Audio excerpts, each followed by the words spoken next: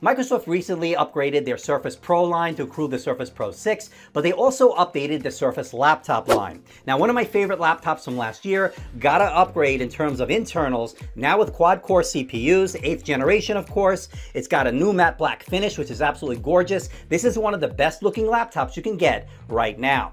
Hey everybody, it's Andrew, and this is my unboxing and review of the Microsoft Surface Laptop 2. Coming up.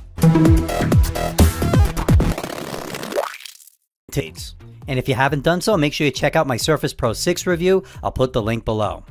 If you subscribe to my channel, you by now know that I'm a big fan of the Surface lineup. I've been impressed with the Surface Pro for quite a bit of time. I recently reviewed the Surface Pro 6. It's one of my favorite tuned ones here in 2018. And I was a huge fan of the Surface laptop, and I was really curious to see what Microsoft would do for a follow-up. And I'm happy to report that Surface Laptop 2 has pretty much made improvements all across the board, just like the Surface Pro 6, and that's a good thing.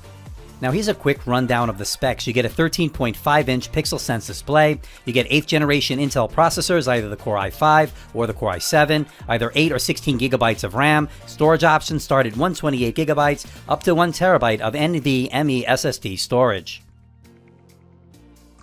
But enough with the specs. Let's find out what you get inside the box. Let's open it up. Now packaging is once again very premium, just like we saw with the Surface Pro 6. This is no exception.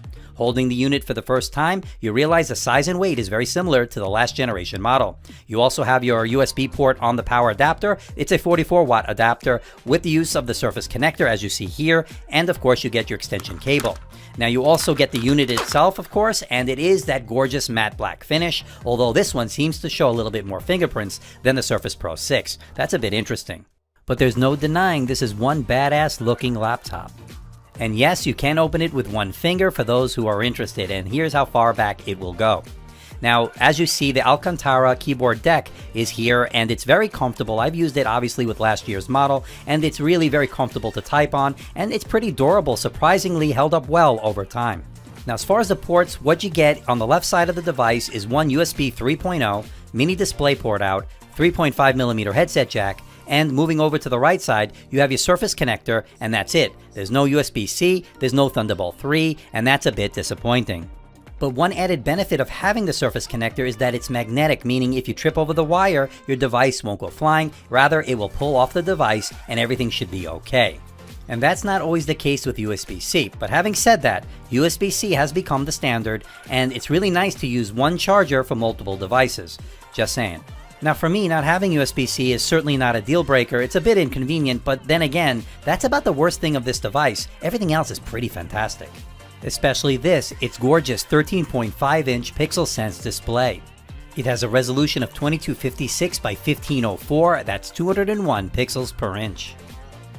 And it has a 3:2 aspect ratio, making it good for both productivity and consuming media. To me, that's the perfect blend. And at 330 nits, it's plenty enough bright to get work done both indoors and outdoors as well. And here's how it did against its competition. That 330 nits is definitely about average as far as this category is concerned. Certainly not as bright as the new Surface Pro 6, as you can see from these results. You get some really deep black, some very vibrant colors. This is definitely one of the better displays you'll get on a 13-inch laptop, that's for sure. Now it also covers the color gamut really well, with an excellent 176% sRGB leading this category. What else can I say? This is an excellent display. I think Microsoft hit a home run once again. And just like the Surface Pro 6, this is also compatible with the Surface Pen. Now I went with the black once again. It has 4096 levels of pressure sensitivity, and it uses the N-Trig pen technology, along with the fact that it uses one quadruple A battery, which seems to last a long time as well. Now to me, this is not the ideal form factor. If you want to do some serious note-taking, if you want to do some serious artwork, I think the Surface Pro 6 is a better choice since it has that tablet ability. This doesn't have that. The screen can only go back so far, and there is some screen wobble, as you can see.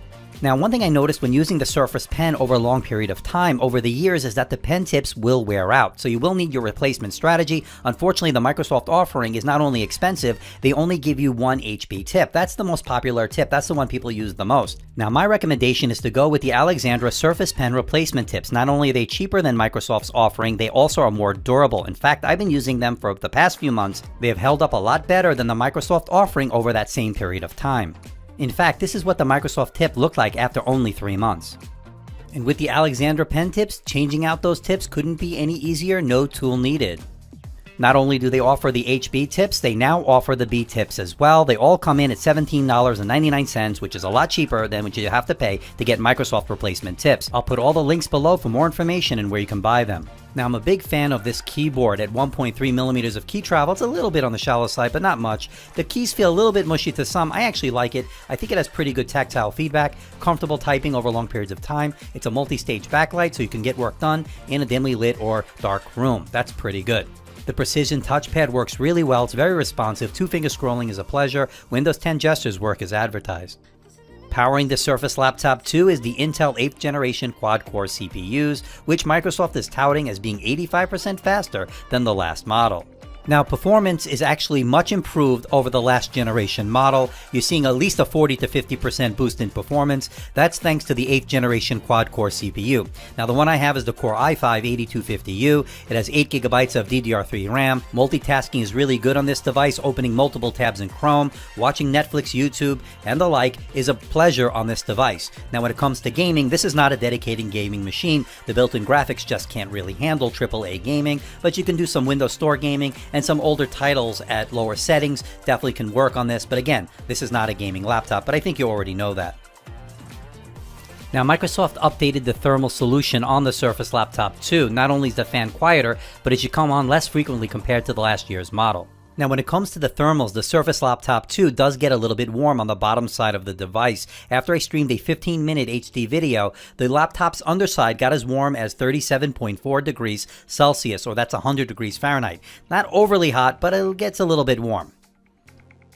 Now, when it comes to the SSD, under the Crystal Disk Mark test, you see the reads and writes were actually pretty good. Read was actually very good. Write was a little bit low compared to some other laptops in this category, but not bad nonetheless. Now, when it comes to battery life, I'm happy to report that the Microsoft Surface Laptop 2 will last you pretty much all day, lasting 9 hours and 22 minutes on my web surfing test at 150 nits over Wi-Fi. That's more than an hour above the 8 hour and 14 minute premium laptop average, slightly above the 8 hours and 43 minutes from the 13-inch MacBook Pro, but not quite as good as the Dell XPS 13, which lasted nearly 12 hours. But if you do need to plug in, the 44-watt power adapter supplied in the box will charge your device from 0 to 100% in 2 hours and 35 minutes. Now, I would say the speakers on the Surface Laptop 2 are pretty good. Not great, but good. And they actually get pretty loud. There's a hint of bass. Not bad for an ultra-portable laptop. Now, let's hear it in action.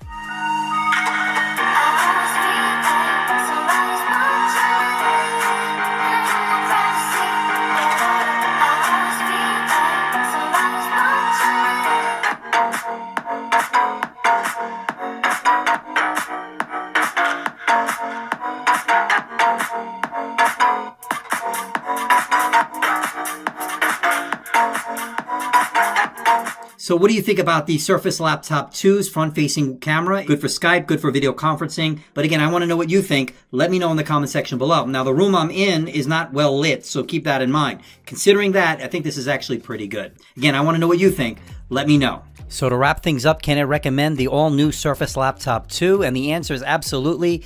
Gorgeous, sharp pixel sense display, beautiful matte black option, 8th generation quad-core CPUs for performance increase over last year's model, and excellent battery life make this a winner all around. There are no real deal breakers here, the biggest negatives being lack of USB-C, lack of Thunderbolt 3, and no microSD card slot for storage expansion. Other than that, this is a really solid laptop all around, improvements all across the board. I'm going to give the Surface Laptop 2 a score of 92%, making it worth your money. So what do you think about the Microsoft Surface Laptop 2? This thing is freaking gorgeous. I love this matte black finish, although you do see the fingerprints a little bit more than you would on the Surface Pro 6.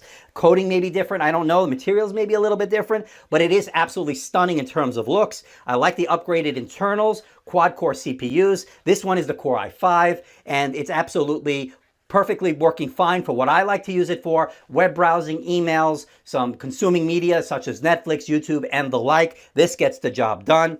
Biggest negatives here, lack of USB-C, lack of any kind of Thunderbolt 3, of course, lack of any kind of storage expansion. There is no micro SD card slot on this, so choose your storage options carefully. This pretty much has improvements all across the board. This is one of the best ultra portables you can get out there. The fit and finish, the build is off the charts. It's excellent, as we've come to expect with the Surface line. Very premium, very high end. But I want to know what you think. Let me know in the comment section below. You're looking at about 9 to 9.5 hours of battery life, which is all-day battery life, which is pretty good.